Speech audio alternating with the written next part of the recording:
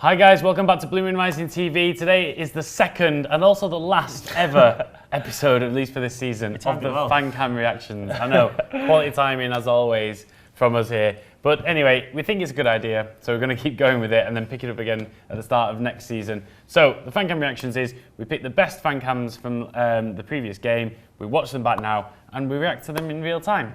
Indeed. There's nothing more to it, is there? Nope. So, there's nothing more to do than just get started, because if we start talking too much, we'll go over the points that I brought up here. Our first fan cam is a guy called Ashy. He may have had a drink. He's had, yeah, I think Possibly he might have been a bit inebriated. Next to the bus, just outside the stadium, after we drew 2-2 and got into the Champions League. We were just about to be mowed down by City's team coach as well. It was coming out seconds later. This gets cut off at the end by you getting almost run over. Okay, so let's watch this through. Ashy kicked out at half-time for having a fag. What's that all about? 80 quid to get here, but boom time. United, Boom time. no time. United. Now, what did you make of the game then, in the end, with what you saw of it? Quality. We ripped them bits in first half. One moment. We ripped them to bits. Swansea should be embarrassed. They didn't even put up a show. Okay. That's why you don't drink. Yeah. Don't drink, kids. I think you saw the first half, didn't you? And that was it. Yeah, he got thrown out at half time, Ashy. A long way to go to get kicked out at half time. But he also then said that we ripped them apart, Swansea. We were all right initially. We started quite well. We started. He only saw the first half, so. Yeah, so I'll let him off. He had a great day. So yeah. he got the first half without the second half and all the fun of it, of hanging around Swansea's retail park. Yeah. We started well. There was plenty of good movement initially. We were attacking quite aggressively. Kelechi obviously scored an early goal. There was a few chances for Aguero as well, but then it kind of tailed off a bit after that, didn't it, really? It turned into everything we hoped it wouldn't be, which was really nervy, really horrible. I think everyone was just, in the ground, it felt like everyone was losing their patience a bit. Yeah. Because it just felt like we were going to throw it away. There's the fear, wasn't there? And we were going to rue our chances. And we did have a lot of chances, didn't we? I felt like if we'd have been on a better day, we could have scored 3 quite easily. There was a stat going around, we'd had 13 shots on goal to their 3 or whatever, and then obviously then it was 1-1 at half time. Yeah. And we did play well. It's easy to forget that we were a good team initially during the first half of that, but it just did what it always does. And we knew it was going to do that, didn't we? We knew it was going to be minging in the second half, because that's always what we do at City. Yeah. But we drew, we got the result, so I'll take that. That's it. I mean, no, it was just about hanging on, really, wasn't it? I mean, if it was just the thought that they might steal, because their goal was jammy as well. It was really lucky, wasn't it? Just a deflection off somebody's head. Couldn't really do anything about it. I think we were quite good defensively. It was just, it just felt like so nervous, and we just wanted City to put it to bed early, and it didn't happen. No. So another typical Pellegrini sort of game, as you said last week as well. Yeah, that's why I'm looking forward to the new man. But we'll get on to more, I guess, in a moment or two. But yeah, I mean, I'm just glad the season's over personally. So that summed up the whole season. Yeah, the game was a quite literal game of 2 halves. Started really well. Second half just naff, and nothing happened. Don't smoke cigarettes in toilets in football grounds as well, is another lesson learned from Ashley there. What do you think anyway? Do you think that, I guess you're like us, you can't be anything but happy that we got Champions League football, but probably the brand of football isn't quite what we were looking for, but we know what we're going to get next season. So it's kind of like, don't care too much, because it's just, well, that's the end. I think if Pellegrini, we knew Pellegrini was getting another season, the mood would be very different, wouldn't it? That's a big part of the thing with Pellegrini for me anyway, is that it's become a little bit numb at times. Things like they don't really care what the result was as long as you get the job done, which is true, but I wish that was a little bit more feisty. I wish the game was a little bit more like there was something huge on the line, and there was loads riding on that game.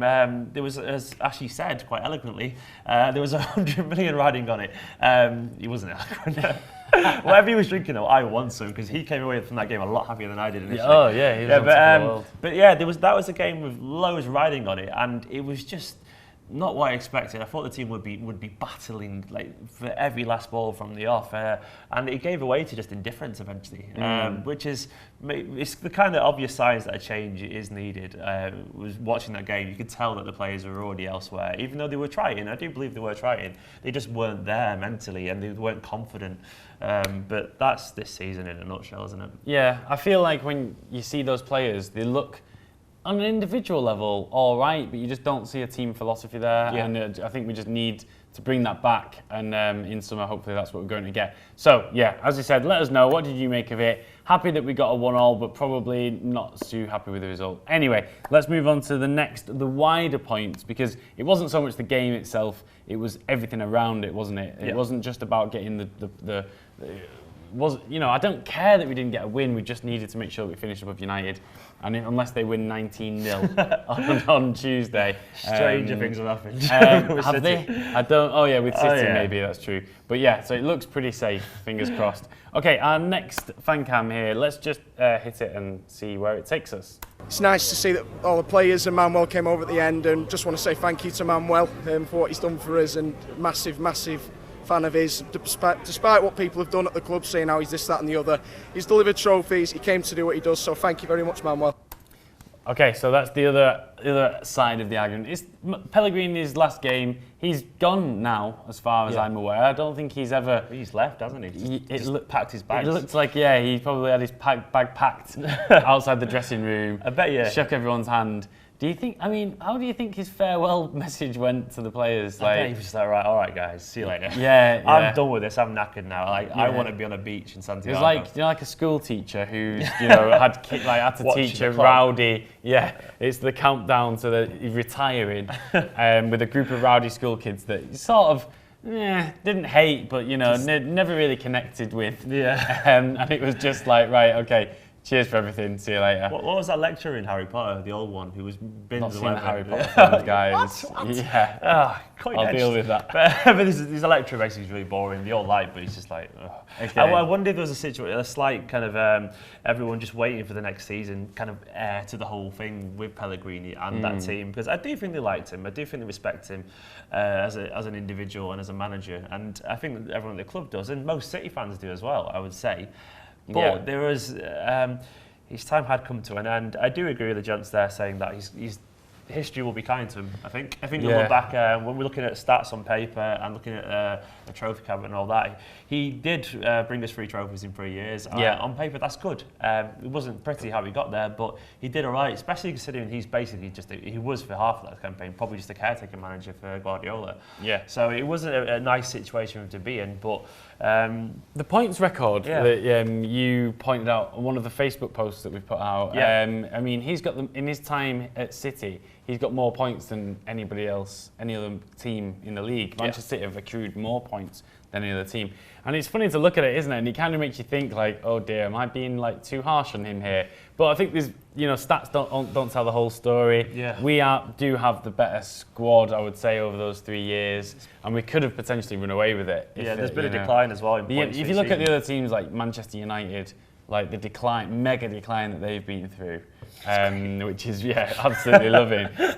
Thankfully, we're not doing anything like that, but we didn't maybe capitalise on those as much as we could have done. No, this season in particular, it was there to be won. Quite clearly, because we were discussing on the long, tiring drive back from Swansea that probably hardly any teams this season would have been happy with their league campaign. Like Chelsea wouldn't have, even Spurs started off so well, but then it ended terribly, like really badly, getting stuffed by Newcastle. Arsenal shouldn't be happy with that, because that was the season where Chelsea, Liverpool, United, City bottled it, and they still couldn't capitalise. And Leicester obviously happy, but most of the big teams won't be happy with this season. They won't be. It was a season where basically most teams underperformed, and if City had just been good as opposed to average, just a 6.5, 7 out of 10, we probably would have won the league. Yeah, that's the frustrating thing. You don't want to be that guy who says, Leicester only won it because everyone else was bad, but it's, to an extent, it's kind of true. I mean, you look at obviously, a lot has been made about the amount of money spent on their squad compared to everyone else's. And when there's that amount of money difference, teams like us should be trouncing them, Imagine if Ranieri had, so much money at his disposal, and who knows where he's going to... I don't know what the rumours are, if he's staying, if he's going, but he's going to go to a big club eventually, you would think. Yeah. And you know, and he's earned that, I guess. And loads of those players are probably going to leave. But yeah, it wasn't our year. We didn't perform at our abilities. But like you say, when you look back at it, in a few years' time, we'll probably look quite fondly at it. Yeah, I'm already a lot calmer than I was 24 hours ago. Yeah. I'm fine now because the season's What time finished. is it? Okay, it'd be like halfway through the second half 24 now. hours ago, I So, was biting my nails off. Yeah. I wasn't calm at all then, but yeah, it's not bad. I think we'll be fine with it eventually. The season's over. No lasting damage has been done. Maybe a player or two has regressed a little bit or maybe not fulfilled their potential. But we're in the Champions League. We haven't lost copious amounts of money. Maybe just haven't won a trophy. That's the thing that's happened, which I can live with. We just haven't won something. Yeah. But we've not had any real damage. You know, we're still in the big tournaments. And we've still got the manager we wanted, and we've still seen incredible success at youth level as well. So there's some positives there. Yeah. I think we'll just write this season off as a bit of a kind of Harvest John, to nowhere. But Yeah. Okay. Well, we'll get on to the main theme of yesterday's game, of the weekend's game, which was that we secured top 4. And one of our regulars, a boy you might recognise, is going to tell us all about exactly how good he feels about us getting top 4 in Champions League. Unlucky not to win, but we're still in the Champions League. And United aren't, are they? They haven't made it. But I don't think I actually know them. No. Do you know where they are? Never heard of him. Braden being class as ever. he's so impartial. What I like about Braden, he's totally he plays at level with every team, doesn't he? Yeah, he's like a politician. Braden is great. Massive fans of him here, as I'm sure you are, whoever you're watching as well. Yeah, I mean, I'm as excited as he is inside because when it got to full time and it was 1-1, it was just like massive collective sigh.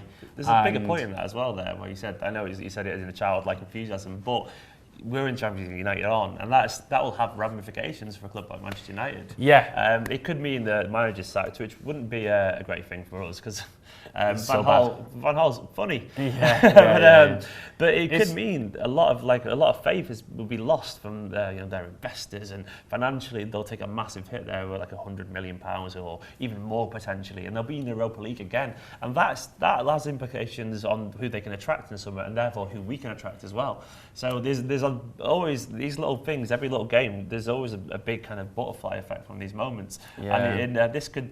The tides swung a long time ago in our half, let's be honest. But it's big for the city of Manchester as well, and it's going to put us in an even stronger position next year to kind of further stamp our authority over them and hopefully the Premier League. Yeah, like you say, the ramifications, those small, tiny differences, and it's going to potentially go down to goal difference. And they're going to have such a major difference. I think United are still playing on their reputation as being a club that have won the title 20 times, as they never tire telling us. And because of that, there is some truth to it that they will be able to attract maybe a slightly higher caliber of players than other teams that are ending up 5th and 6th because of that history. Yeah. But it's still definitely going to damage them, and I think it would have damaged us massively. And because we want to be trying to get those top players, and if we're going to try and attract a player like a Pogba's not going to go to a Europa League team, is he? No. I mean, he could choose what team in the world he goes to. And after these Euros, if he puts himself in the shop window, City are apparently really interested in buying him. You spoke to Squawker, didn't you? Yeah. And they said how he's apparently is interested in working with Guardiola. There's some quotes there about him being a great manager. So to get this kind of calibre of player, we really need to be at that top table. And thank God we're going to be there. It's so important. Huge, absolutely huge for us. I think there would have been, in the boardroom, they would have been worrying with a half an hour left on that clock. They would have been terrified of the idea because that was the worst possible case scenario for us.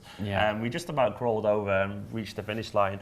But it can't be understated how important that was for the club and as a brand growing. And I hate to use marketing terms like that, but it's true, And that does, as Paul was saying, that does affect the kind of calibre of player that we need to rebuild this squad, because it is an ageing squad and it's a squad that's looking for direction, and new ideas and new impetus. And having the resources to do that is vital, you know, and thankfully Pep will start the season with a strong support and a strong base to build on. We might still have to play a Champions League qualifying game, you know.